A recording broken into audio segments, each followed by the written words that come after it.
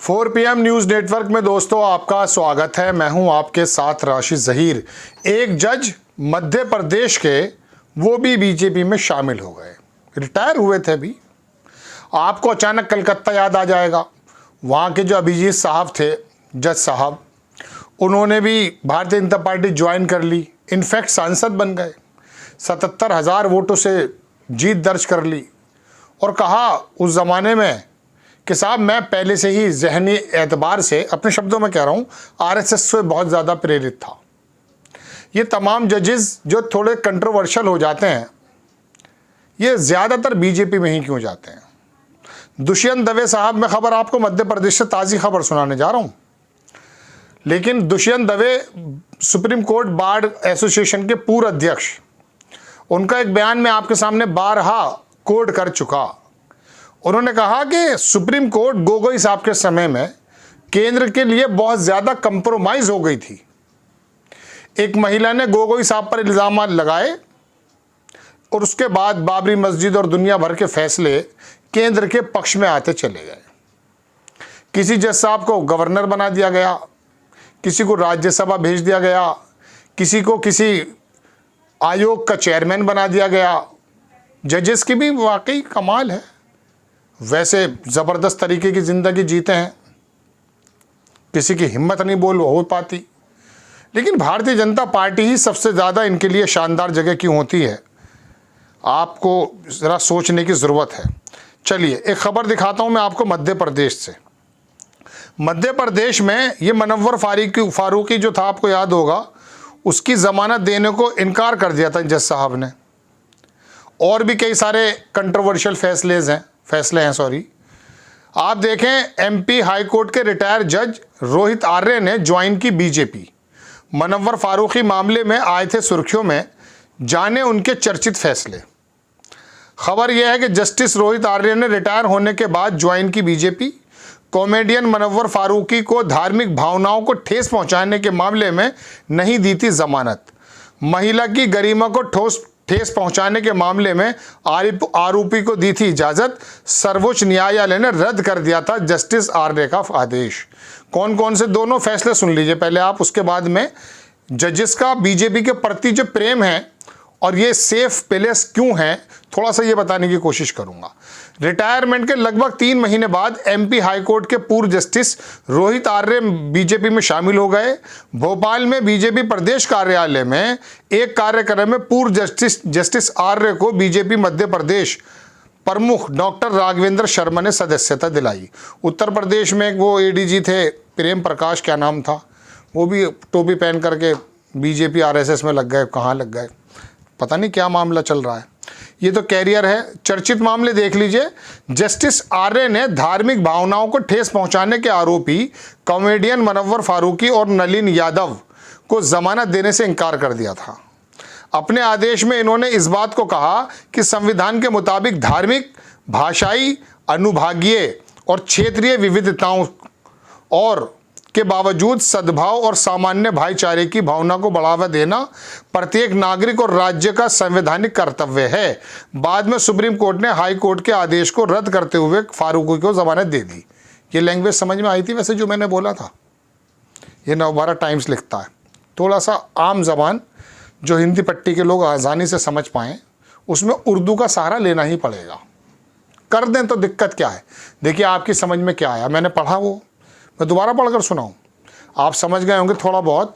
इनका मकसद ये था कि धार्मिक भावनाओं को अगर ठेस पहुंचा रहे हैं आप किसी भी तरीके से, तो इस वजह से मनव्वर फारूकी के शो को इजाज़त नहीं दी थी और उनकी ज़मानत को रद्द कर दिया था। दूसरा फैसला सुने बड़ा ध्यान से।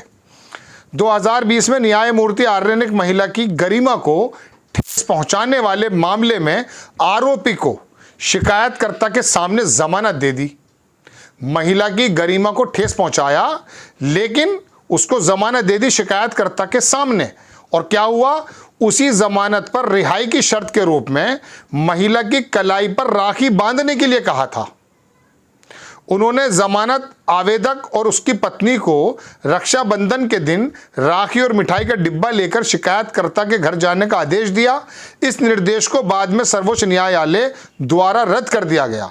सर्वोच्च न्यायालय में इन जमानत इस ज़मानत में शर्तों की कड़ी आलोचना भी की थी।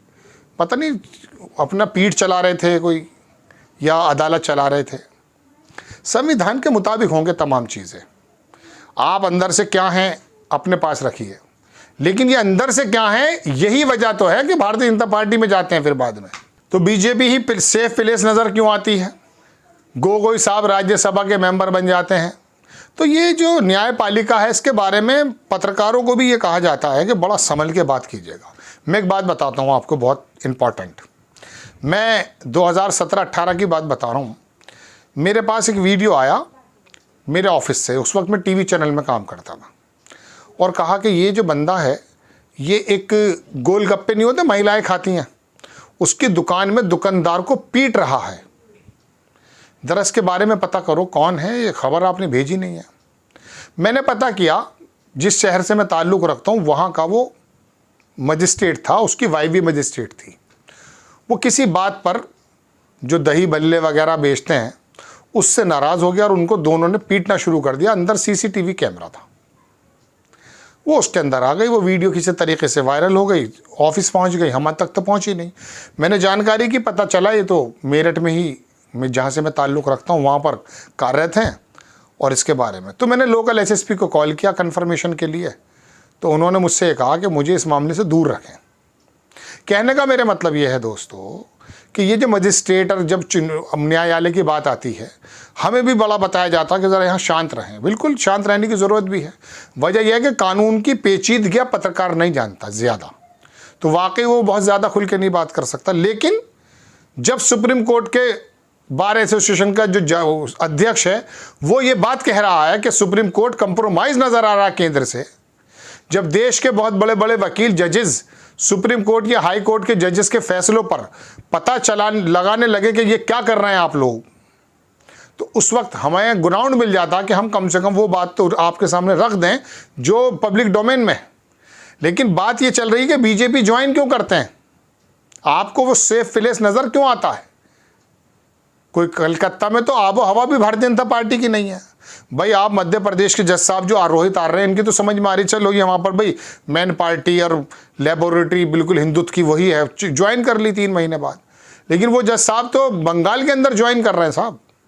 तो ये जो सेफ प्लेस है बीजेपी, ये भी सोचना, ब्यूरोक्रेसी यहाँ पर चाटुकारिता कर रही है। पत्रकारों के हालात तुम्हें पता चल गए, नेताओं के तो कैरेक्टर का तुम्हें मालूम ही है। जजेस थे उनकी भी जगह ही है। अब बचा कौन सा दरवाज़ा? तेरे दर से उठा तो किधर जाऊँगा, मैं कदा छोड़ दूंगा तो मर जाऊँगा। आप ही का एक थोड़ा सा दरवाज़ा है जहाँ पर उम्मीद है आप लोगों का किरदार, ज़बान की बातें, आपके दिए हुए फैसले वो नज़ीर बनने चाहिए लोगों के लिए, ताकि हिम्मतें बढ़कर लोगों का संविधान में विश्वास बढ़े और वो सोचें कि नहीं ये निष्पक्ष फैसले आ रहे हैं। लेकिन जब पता चलता है कि पार्टियों से प्रेरित होकर के सांसद बने जा रहे हैं साहब, फिर क्या कर सकते हैं? संविधान तो इजाज़त देता है, लेकिन फिर भी मूल भावना क्या है? आपको खबर कैसी लगी अपनी राय कमेंट्स बॉक्स में ज़रूर दीजिए। चैनल को सब्सक्राइब कीजिए, शेयर कीजिए। नेक्स्ट टाइम मैं किसी खबर के साथ हाजिर होता हूँ। जय हिंद।